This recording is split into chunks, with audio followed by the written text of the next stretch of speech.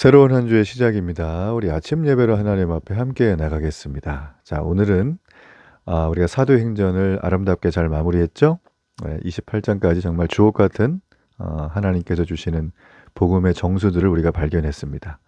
이제 오늘부터는 이 레위기, 구약에 나와 있는 신약을 봤으니까 한번 구약을 봐야 되겠죠? 이 레위기의 말씀을 가지고 좀 나누려고 합니다. 특별히 오늘 첫 시간이라서 레위기 전체의 이 개관, 전체의 흐름에 대해서 뭐 주제나 또 우리가 누가 썼는가, 여기서 우리가 해야 될 영적인 교훈이 무엇인가, 이런 부분들을 좀 자세히 살피는 시간을 갖도록 하겠습니다. 레위기 하면 많은 사람들이 법전이라고 생각을 하죠. 그래서 좀 지루하다, 나랑 좀 동떨어진다, 용어가 왜 이렇게 어려울까라고 생각을 합니다. 자, 그렇지만 우리는 이 땅을 살아가면서 우리가 사는 이 세상에도 특별한 용어도 많고요. 또 굉장히 세세한 규칙이 법으로 인해 가지고 잘 만들어져 있습니다. 나라마다 규칙이 다른 거는 뭐 통상적인 예죠. 그래서 우리가 여행을 잠깐 간다 그래도 그 나라 법을 알아야 되고, 또 우리가 거기에 가서 이민을 간다 그러면 그 나라 시민이 되는 거기 때문에 법을 다시 공부해야 됩니다. 자, 이처럼 우리가 하나님의 말씀, 특별히 하나님의 자녀가 되고 성도의 삶을 살아가는 사람이 하나님의 법에 대해서 우리가 모른다면 참 이건 난감한 일이죠. 그게 너무나 지루해 보인다, 이건 나랑 안 맞는다, 너무 용어가 어렵다고 해서 우리가 외면하고 지나간다면 설령 우리가 하나님을 좋아하고 따라간다 하더라도 제대로 갈 수는 없다라는 것입니다.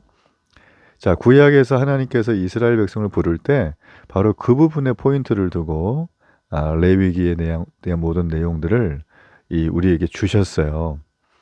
자, 여러분, 그러므로 우리가 좀 우리를 지겹게 만드는 약간 고리타분한 그런 어떤 법전의 내용처럼 보일 수 있지만, 실상 우리가 레위기를 자세히 들여다보면 이 책만큼 광활한 복음의 무대를 선사하는 내용도 없습니다.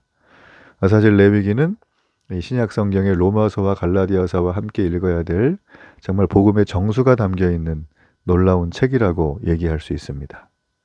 특별히 이 레위기는 죄인된 사람이, 우리 다 죄인이죠, 거룩한 하나님과 친밀한 관계를 새롭게 형성하기 위해서, 바르게 우리가 형성하기 위해서 꼭 필요한 규칙으로 채워져 있어요.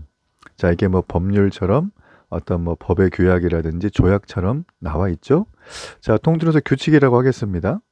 자, 이 같은 규칙들을 알아야 해요. 왜 그러냐면 좀 전에 제가 뭐 해외로 나가면 그 나라 문화의 어떤 다른 법률들을 알아야 된다라고 말을 했죠.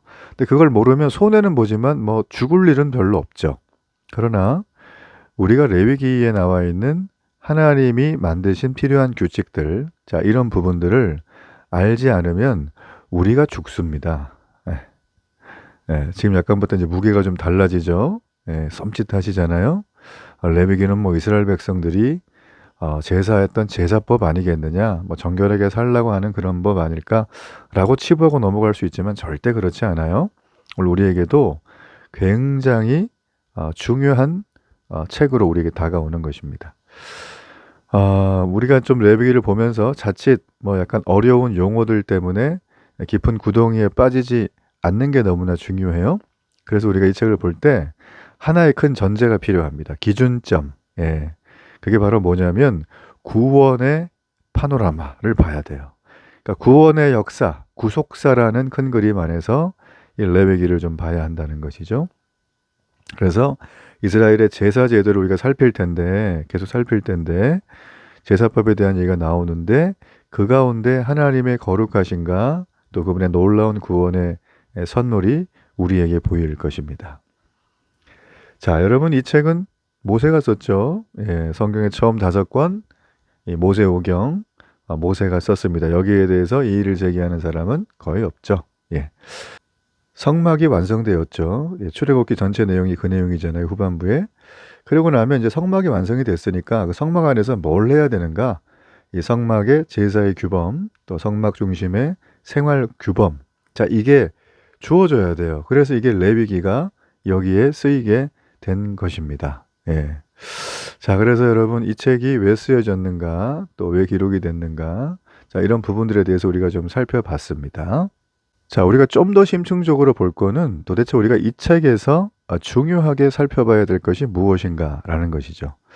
자, 유대인들은요, 대개 전통적으로 이 자녀가 5살쯤이 되면 창세기가 아니라 레위기로 토라 교육을 시작을 합니다. 유대인들에게 레위기가 얼마나 중요한 책인지 단적으로 보여주는 그런 모습이죠. 레위기가 그렇게 중요한 이유는 이 언약 백성의 예배, 그 다음에 삶, 이 두 축을 다루어 주기 때문이에요. 그러니까 레위기는 한 꼭지는 어떻게 하나님을 예배할 것인가, 그리고 예배자는 어떻게 살아갈 것인가, 이 두 가지를 구체적으로 교훈하는 교본이라고 할 수가 있어요.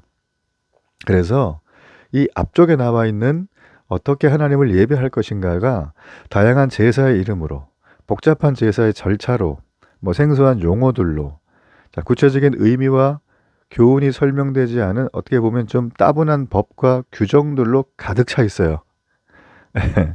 그래서 이게 참 넘기 어렵다, 거대한 산처럼 느껴진다는 분들이 굉장히 많은데, 우리가 레위기라는 산을 등반해서 자세히 관찰해 보면 아주 기막힌 장관을 연출합니다. 형연하기 어려운 아름다운 산이다라는 것이죠. 여러분, 여기에서 우리가 하나 짚고 넘어야 될 게, 아니 예수님께서 율법을 폐기하신 게 아니냐, 예수님이 율법을 완성하셨으니 끝난 거 아니냐, 무슨 레위기가 필요하냐라고 얘기하는 아주 설익은 얘기를 하는 분들이 계세요. 성경을 슬쩍 듣거나 봤던 그런 분들이겠죠? 절대 그렇지 않습니다. 예수님은 율법을 폐지한 게 아니라 율법을 완성하고 폐지하셨어요. 그죠? 왜냐하면 레위기의 제사법에는 그리스도의 죽음, 그 핵심의 의미가 다 담겨 있어요. 그러므로 예배의 본질과 언약 백성이 이렇게 살아라 라고 하는 그 내용은 제물 대신 예수님이 핵심에 있기 때문에 율법 전체를 주어준 하나님의 의도가 완전히 충족했다라는 그런 의미로 우리에게 봐야 한다는 거죠. 자, 말이 좀 어려운가요? 말 그대로 우리는 이 레위기에 나와 있는 여러 제사법들이 예수님이 없었다면 지금도 우리가 이걸 해야 된다는 거예요. 예, 동물 다 잡고 때마다 5가지 제사 다 드려야 되고 복잡합니다. 절기 다 지켜야 되고, 그죠? 예루살렘 가야 되는 거예요. 이거 어떻게 하면 좋습니까? 자, 지금 생각하면 참 난감한 일이죠? 자, 주님이 이 난감한 것들을 해결하기 위해서 오신 건 아니에요. 주님은 죄인된 우리가 하나님과 만날 수 있는 그 방법이 레위기에 나와 있는 제사법과 정결법과 생활법 이런 것들로만 가능했던 구약을 완전히 다 정리하시고 새로운 세계를 여신 겁니다. 그래서 신약이죠. 새로운 약속을 여셨습니다. 그죠? 그래서 우리에게 그 예수님께서 오셔서 예수 그리스도를 믿는 믿음의 사람은 우리가 그 예수님을 통하여 하나님께 예배를 할 수 있는 거예요.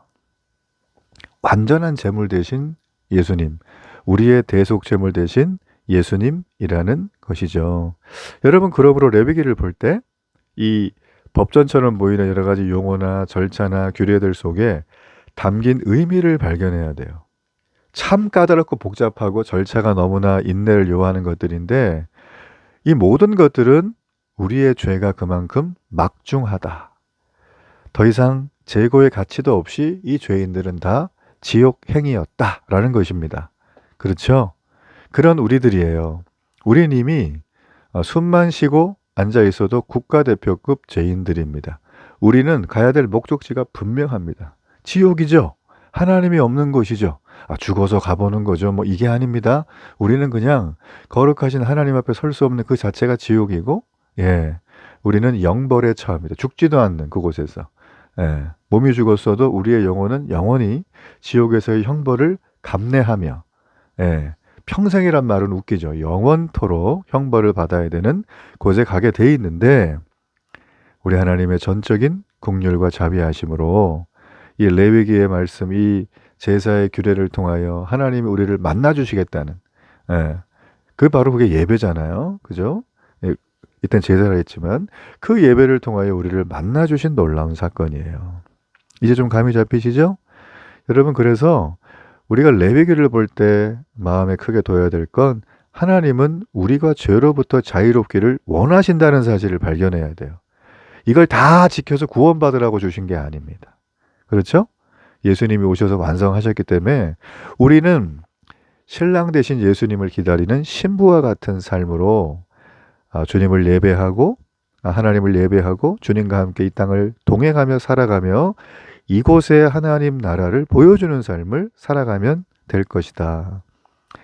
그러므로 성도들은 새로운 백성이 되었습니다. 그러므로 우리는 모든 삶의 위치에서 그분을 위해서 거룩하게 구별되어 살아가기를 우리 하나님은 원하고 계시죠.